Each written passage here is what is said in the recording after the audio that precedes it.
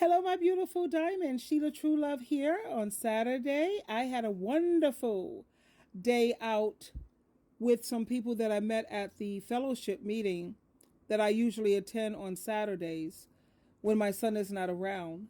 He's in Virginia spending time with his sister. Have you ever wondered why evil people thrive and good people seem to struggle? I was just laying here thinking about that. Have you ever noticed how it seems like these evil people, they just cruise through life while good folks are always struggling? First of all, let's talk about ambition. Some people will do anything to get ahead, even if it means stepping on other people. They don't care. They're like sharks in a pool full of goldfish. Meanwhile, when you think about good people, they often prioritize kindness, integrity, goodness, generosity, and being authentic, which can feel like a roadblock when we live in a whole world that's all about cutthroat. That's right. We live in a world that is all about, they have this cutthroat mentality. And then when you think about, in this world, you have to learn how to play the game. Evil people, they know how to manipulate situations to their advantage. They're masters at reading people and situations. They use their charm, their manipulation, even intimidation, according to the way they see fit. But good people, they tend to be honest and straightforward and looking to try to help people and do what's best for people. And sometimes this just backfires when we're up against other people who they have no problem when it comes to playing dirty. And then let's not forget about resilience. Bad people, they often bounce back from setbacks because they don't feel the guilt of their actions. They don't. In fact, I think, to be honest with you, they thrive when it comes to chaos and something always popping off. But good people, they carry the weight of their morals, their decency, their values, trying to live their life in harmony with the scriptures. They still care about living right and doing right. And this can often sometimes seem like a very, very heavy load on them. And then we got to think about society. We live in a society that they reward people and they glorify being ruthless. The loudest voices are often those who don't play fair, while the quiet strength of good people goes unnoticed. And I find that to be so frustrating.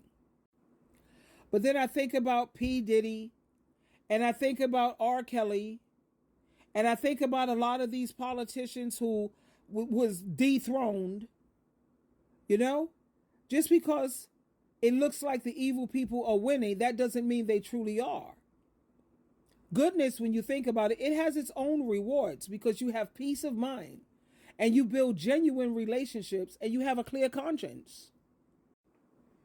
You think about how these evil people, they have this win at any cost mentality. They're willing to take risk. They're willing to bend the rules, and they're willing to make decisions that don't sit well with people who have a decent moral compass. And here's another thing.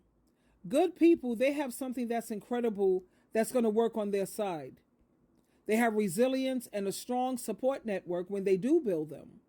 They build authentic relationships based on trust and compassion. While it may seem like they're struggling now, they're sowing seeds for lasting connections and meaningful success that's waiting for them down the road. And I know it's true that we do live in a world and a society where they reward aggressive behavior and ruthless tactics.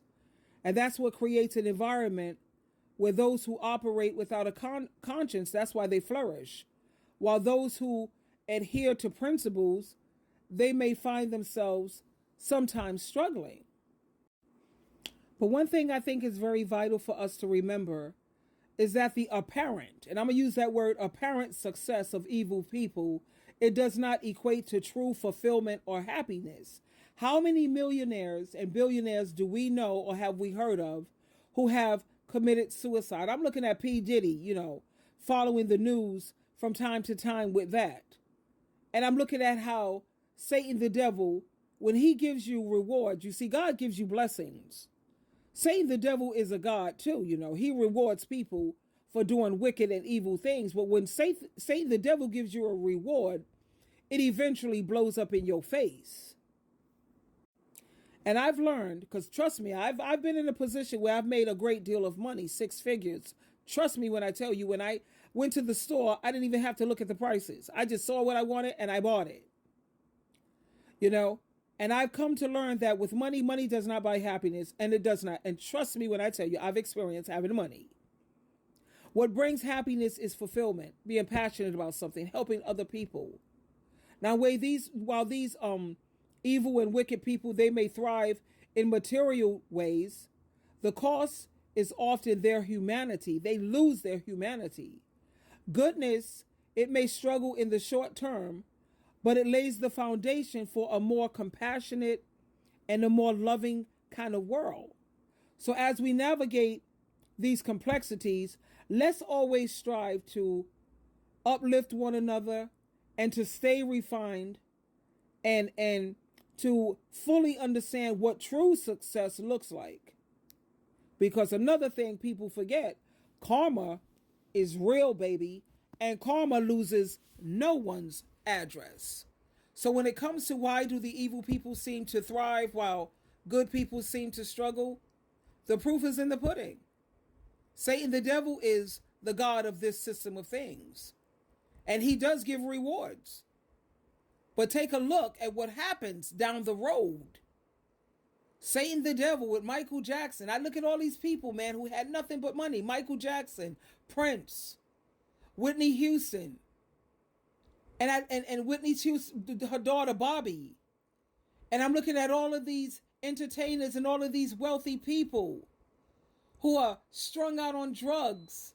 Why do people use drugs and abuse alcohol?